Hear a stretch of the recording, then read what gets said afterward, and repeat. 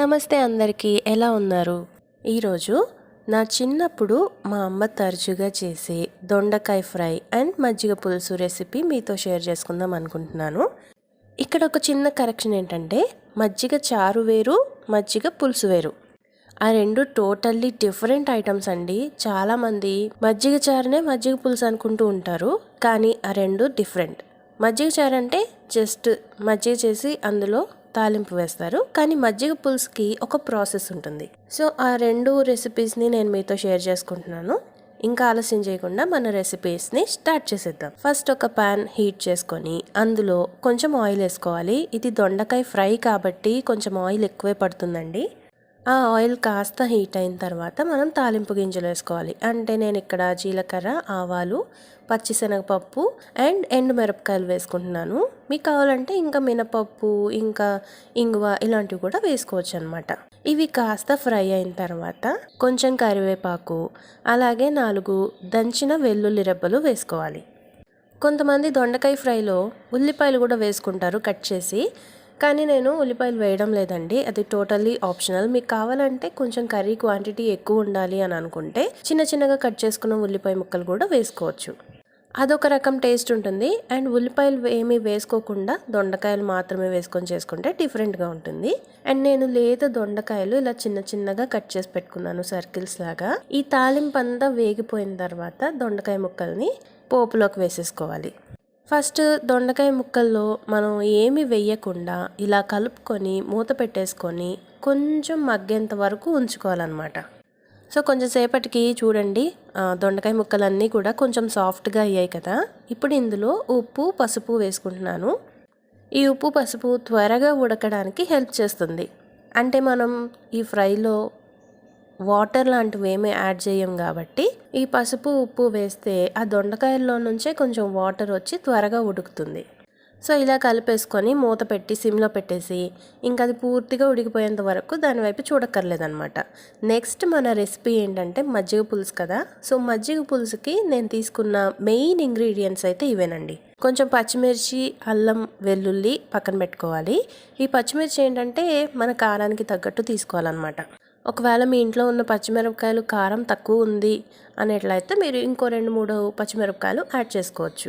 ఇవేంటంటే పేస్ట్ చేసి పక్కన పెట్టుకోవాలి. తర్వాత మజ్జిగ పులుసులో వేసుకోవడానికి ఉల్లిపాయలు, టమాటోలు, కరివేపాకు అండ్ బెండకాయలు కట్ చేసి పెట్టుకున్నాను. మీకు కావాలంటే ఇంకా ఇందులో బూడిద గుమ్మడికాయ ముక్కలు, అలాగే సొరకాయ ముక్కలు, ఇలాంటివి కూడా, వంకాయ ముక్కలు ఇలాంటివి కూడా యాడ్ చేసుకోవచ్చు అనమాట.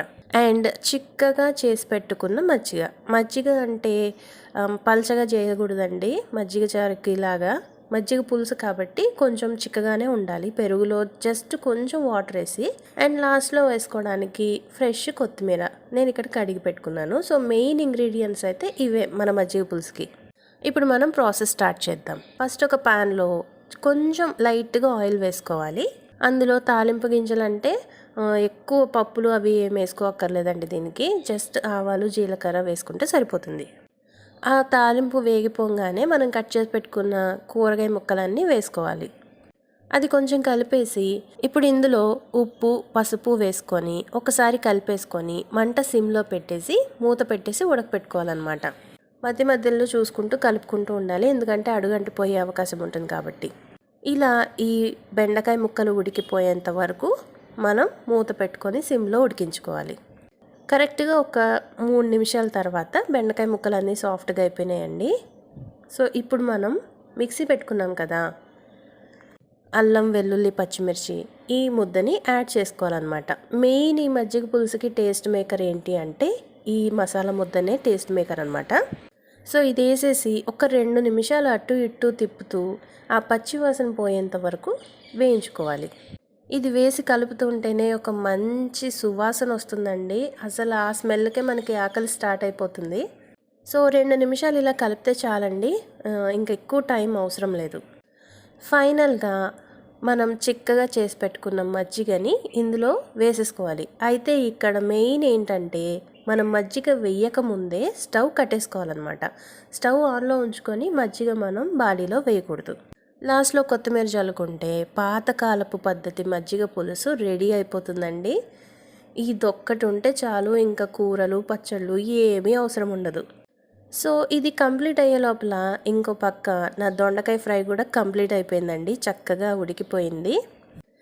అందుకని ఫైనల్గా అందులో కారపొడి వేసుకోవాలి, మన రుచికి సరిపడా కారం వేసుకోవాలి. కారం వేసుకొని చక్కగా కలిపేసుకొని స్టవ్ కట్టేసుకోవడమే. అలా మన మజ్జిగ పులుసు కంప్లీట్ అయిపోయింది. మజ్జిగ పులుసు చేసే లోపల దొండకాయ ఫ్రై కూడా కంప్లీట్ అయిపోయింది. ఇంత చక్కగా మనం వంట చేసుకున్నప్పుడు పక్కన కాస్త వడియాలు, ఓ 2 ఊరు మిరపకాయలు, అదేనండి చల్ల మిరపకాయలు, మజ్జిగ మిరపకాయలు ఇలా అంటూ ఉంటారు కదా, ఒక్కొక్క ప్రాంతంలో ఒక్కొక్కలాగా చెప్తూ ఉంటారు. మేమైతే ఊరు మిరపకాయలు అని అంటాము. వాటిని వేయిస్తున్నాను నేను ఇక్కడ. ఇవి కూడా యాడ్ చేసుకున్నామంటే మన భోజనం సూపర్ హిట్ అయినట్టే. ఫైనల్లీ నా లంచ్ ప్లేట్ రెడీ అయిపోయిందండి. చక్కగా వేడి వేడి అన్నంలోకి దొండకాయ ఫ్రై వేసుకొని పక్కన మజ్జిగ పులుసు పెట్టుకొని అందులో చక్కగా ఫ్రై చేసుకున్న ఊరు మిరపకాయలు పెట్టుకుని తింటే ఇంకా ఆ పూట భోజనానికి తిరుగుండదనమాట. ఐ హోప్ ఈ వీడియో మీకు నచ్చింది అనుకుంటున్నాను. నచ్చినట్లయితే లైక్ చేయండి, కామెంట్ చేయండి. ఇంకా ఇలాంటి వీడియోస్ కోసం సబ్స్క్రైబ్ చేసుకోవడం మాత్రం మర్చిపోకండి. Thank you for watching.